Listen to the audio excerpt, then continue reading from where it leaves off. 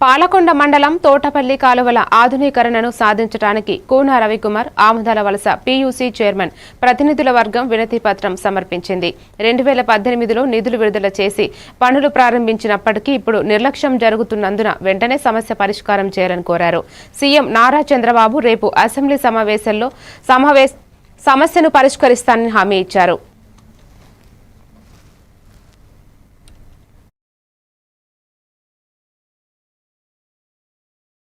ఈరోజు ఫిబ్రవరి 5వ తేదీ 2026 గౌరవ శాసనసభ్యులు ఆంధ్ర వలస కూన రవికుమార్ గారిని కలవడానికి మేము ఆంధ్రప్రదేశ్ రైతు సంఘం తరఫున ప్రతినిధి వర్గం ఇక్కడికి రావడం జరిగింది.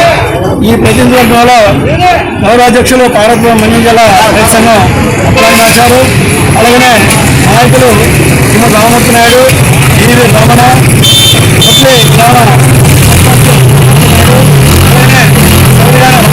కలిపి గౌరవ ఎమ్మెల్యే గారిని చైర్మన్ గారిని కలియడం జరిగింది. ప్రధాన కారణం తోటపల్లి కాలువల ఆధునీకరణ పనులు నత్తనడక నడిపడం వల్ల పనులు ప్రభుత్వం ఆపేసింది. ఆ పనులు కొనసాగించాలని చెప్పేసి మేము కోరితే అది చాలా స్పష్టంగా గుర్తు చేశారు. 2018లో నేనే ముఖ్యమంత్రి గారికి తీసుకెళ్లాను.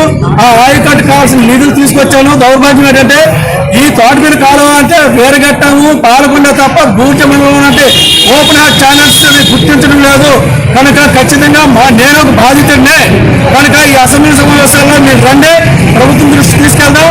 మీకు మాకు ఉన్న హక్కును సాధించుకోవడానికి తోటపల్లి కాలువల ఆధునీకరణ పనులు సాధించుకోవడానికి నా వంతు కృషి చేస్తానని మాకు ఈ రోజు వారి ఇంటి దగ్గర కలిసినప్పుడు హామీ ఇచ్చారు. ఆ విధంగా హామీ ఇచ్చినందుకు చేసిన మనిషి గతంలో కూడా మమ్మల్ని రమ్మని చెప్పిన తర్వాత ముఖ్యమంత్రి గారు వేరే గేట్ ముందు వెళ్ళిపోతుంటే పరిగెట్టి వెళ్ళి ఆపి మా సమస్యను పరిష్కరించడంలో నిధులు ఇప్పించడంలో చాలా కీలక పాత్ర పోషించారు కూన రవికుమార్ గారు. ఆ రోజు గుర్తుగా ఉంది. అటువంటి ఆయన ఈ రోజు మళ్ళీ రమ్మని చెప్పారు. వారికి మా రైతు సంఘం తరఫున తోటపల్లి కాలువల సాధించిన